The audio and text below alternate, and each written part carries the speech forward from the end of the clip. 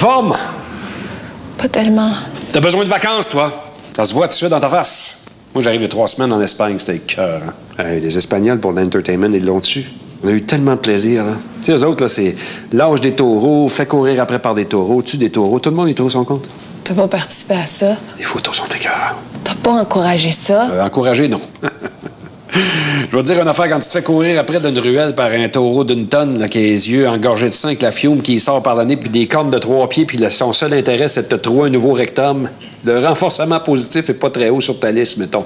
Ah oui, je veux dire qu'en participant à ça, automatiquement, tu le cautionnes. Mais veux pas, t'encourages la brutalité animale. C'est pas ça mon point, là. De toute façon, c'est pas moi qui ai commencé, c'est lui. Non, la raison pour laquelle je te parle de ça, c'est qu'il y a dans ça une belle leçon d'humanité. D'humanité. C'est dégueulasse. Les hommes peuvent tellement être cruels et je peux pas concevoir qu'en 2011, on ait encore besoin de se prouver qu'on domine notre environnement. Moi, c'est quand je vois des atrocités comme celle-là que je suis fière d'être végétalienne.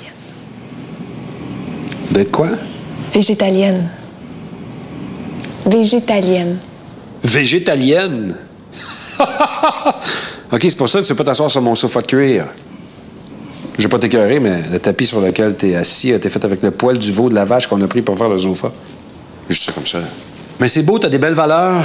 J'admire ça. J'ai déjà essayé d'être végétalien moi-même. Un matin, je me suis levé et j'ai dit, c'est ce matin que ça commence. J'ai pris mon char et je suis parti direct pour l'épicerie dans la section des fruits et légumes. C'est extraordinaire. Il y a des fruits exotiques là-dedans, je savais même pas qu'ils existaient. Puis ils nous envoient ça la même journée. C'est cueilli le matin même par des Mexicains à la pointe du gun. Ils l'ont-tu l'affaire en business, eux autres? Eux autres, ils ont compris quelque chose que nous autres, on n'a pas compris. Puis là, ils te mettent ça dans un avion, puis ils shippent ça ici à 800 000 $ du gallon. Si on fait tout comme toi, là, puis on se met en groupe là, pour aller vers ta pensée, là. On va accélérer l'effet de serre, puis si ça se trouve, d'ici 2-3 ans, à l'automne, on va arrêter de se faire chier par nos blondes qui veulent nous demander pour aller aux pommes, puis on va attendre en décembre pour aller cueillir des pitayas en Bermuda. Ça va être écœurant. OK. Mais pourquoi t'as décidé de pas devenir végétalien, finalement? À cause des sacs! Les petits sacs qui restent collés ensemble. Ça me rendait malade. J'ai gossé après ça 10 minutes, puis après ça, je suis allé m'acheter un roast beef. Wow! Bravo pour la conscience sociale. Ah oui. Parce que toi, tu as une conscience sociale extraordinaire. Hein? T'as un exemple à suivre. Regarde-toi, t'es assis sur le plancher d'un psychologue, cerné comme si t'avais un one-night stand avec Dave Hilton. T'es pas blanche, t'es transparente. T'as l'air d'une radiographie. La famille Adams a l'air bronzée à côté de toi. Ton fond de teint, c'est quelle couleur? Papier journal? Manque un petit peu de vitamine, peut-être? C'est tout. Ça, c'est des clichés non fondés. Tout ce que je vais pas chercher dans ma nourriture, je le prends en supplément. Qu'est-ce que tu fais? Tu lèches des roches? Non. Des suppléments comprimés. Ah, OK.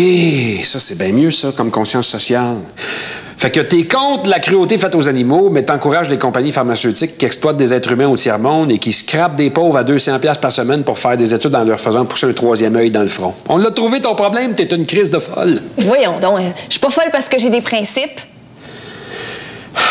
Hitler aussi, il en avait des principes. En fait, j'ai jamais rencontré quelqu'un qui avait autant de principes que lui. Le problème, c'est pas d'avoir des principes, c'est de les mettre en application. Les principes sur papier, c'est toujours parfait. C'est quand on les met en application, qu'est-ce que ça fait? Ça fait catastrophe. D'ailleurs, j'ai un chapitre complet là-dessus dans mon livre qui s'intitule « Pense ce que tu veux, mais fais comme tout le monde ». Voyons donc, on est en 2011. Il y a personne de pareil. Tout le monde a le droit à son individualité. Moi, j'ai pas envie d'être comme tout le monde. Ça fait longtemps que quelqu'un m'a pas tapé ses nerfs comme toi. Je suis comme en train de développer une allergie. Dis-toi qui sent betterave. Débile comme tu me tapes ses nerfs. Tu viens me chercher, là? Je vais pas être comme tout le monde. Je vais pas être comme tout le monde. Moi, votre petite théorie, là, on est tous un petit flocon de neige individuel, m'a passé la souffleuse là-dedans, là. La seule façon d'être différent aujourd'hui, c'est d'être comme tout le monde. Pourquoi? Parce qu'aujourd'hui, tout le monde veut tellement être différent que pour être différent, il faut être comme tout le monde. Es-tu capable de comprendre ça?